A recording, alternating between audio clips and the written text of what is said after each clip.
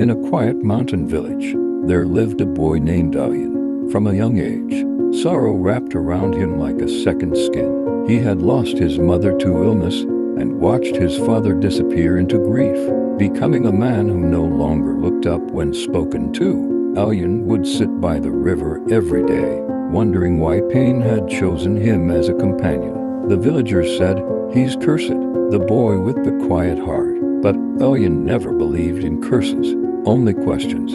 And the one that haunted him the most was, why do we suffer? This chapter mirrors Viktor Frankl's early explorations in man's search for meaning. Suffering without meaning is torture, but suffering with meaning becomes transformation. In some ways, suffering ceases to be suffering at the moment it finds a meaning. When Elion turned 20, he left the village in search of someone who could answer his question. High above the clouds lived an old man, once a philosopher, now a gardener, who was said to have known great loss. "Why do we suffer?" Elion asked. The old man looked at him and said nothing. Instead, he pointed to a dying tree whose roots twisted through the rocks.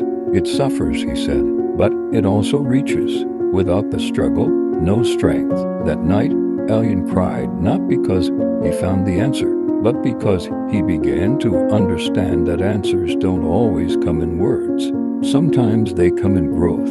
This echoes Khalil Gibran in The Prophet, who said, "Your pain is the breaking of the shell that encloses your understanding." Elion wandered from town to town. He worked in mines, broke stones, faced betrayals, and even fell in love, only to lose her to war. It was during this time that the pain became unbearable. One night, sitting beneath the stars with blistered hands and a hollow chest, he almost gave up. But a memory came, his mother's lullaby, soft and cracked with love. And in that fragile moment, he realized pain had never taken anything from him that he couldn't rebuild. His mother's memory wasn't lost. Love wasn't dead. It was carried within him, always. This story is also influenced by the Book of Joy, where Desmond Tutu says, "Suffering is not the end of the story. It's part of the process of becoming more fully alive." Years later, Elion reached a great temple built into a cliffside. The monks inside had taken a vow of silence, and yet, in their presence, he felt more spoken to than ever before. A monk handed him a scroll. It read, "The wound is where the light enters you."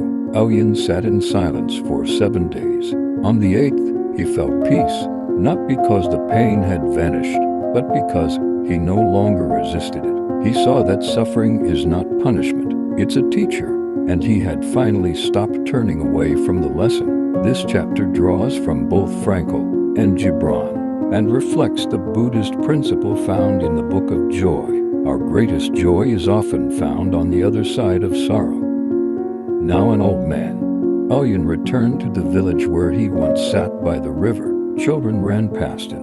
Life had gone on, yet some things hadn't changed. A woman was mourning her son. A man had just lost his farm. Elion, once the boy with a quiet heart, sat with them, not to remove their pain, but to help them carry it. He didn't offer answers, only presence, the kind he always needed. And in that, he became the very thing he once sought, a gentle reminder that suffering, while heavy, is lighter when shared. This chapter reflects the art of suffering well, an unwritten yet lived philosophy, one echoed by every major spiritual teacher. Elion lights a candle by his mother's grave. He whispers, "Thank you for everything," not in bitterness, but in gratitude, because the very pain he once resented had carved space inside him for joy, wisdom, and deep love. He had learned that suffering doesn't make us less. It makes us deeper, and in our deepest places. That's where light lives. The flame doesn't curse the fire, it becomes it. There's a lesson in Elion's journey that we often run from, a truth we don't like to hear. Suffering is not something to escape, it is something to understand. In modern life, we are taught to numb pain, to run from grief, to distract ourselves from loneliness. But pain, when left ignored, doesn't disappear. It waits. It lives in our choices, hides in our silence, and echoes in our relationships. Elion never truly healed by seeking answers. He healed when he stopped resisting the questions. And maybe that's where we need to begin too, not by asking, why did this happen to me? But rather, what is this pain trying to show me? There is a sacred wisdom in our darkest moments. When Elion lost his love, he didn't gain clarity, he gained depth. When he returned home, he didn't bring solutions, he brought presence. This is what suffering teaches, that life is not about control, it's about connection, not about removing hardship, but about becoming someone strong enough to walk through it and then turn around to help someone else. Let this be a reminder, your story doesn't end with heartbreak, or loss, or failure. It begins there. You are not broken, you are becoming. There's something we often forget in the midst of our suffering, that it's not just the loud, violent moments that shape us. It's also the quiet ones that follow. When Elion wandered through the desert of grief, it wasn't the thunder that transformed him.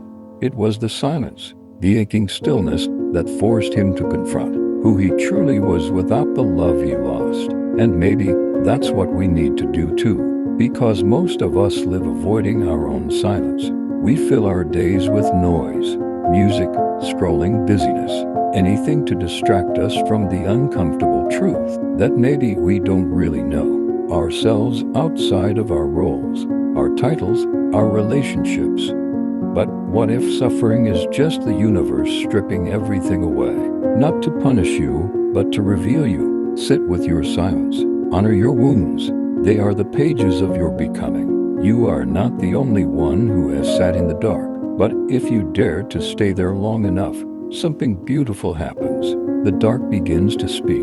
It reminds you that the soul is not strengthened through ease, but through endurance, not through avoidance, but through acceptance.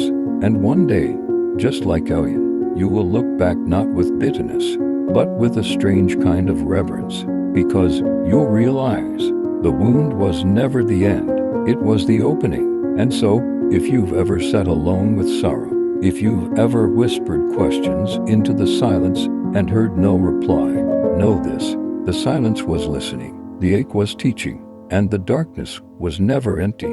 It was full of the parts of you yet to be met. We think suffering is the enemy of life, but often it is the doorway, not to the life we imagined, but to the strength we never knew we had. There is a beauty that is born only through breaking. There is a peace that comes only after the storm.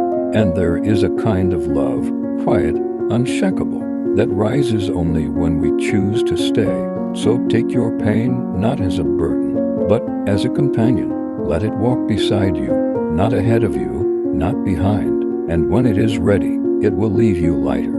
But you will remain wiser. And if this message finds your heart tonight, don't forget to share this journey with someone who walks a similar path, because we're all just trying to find our way back home.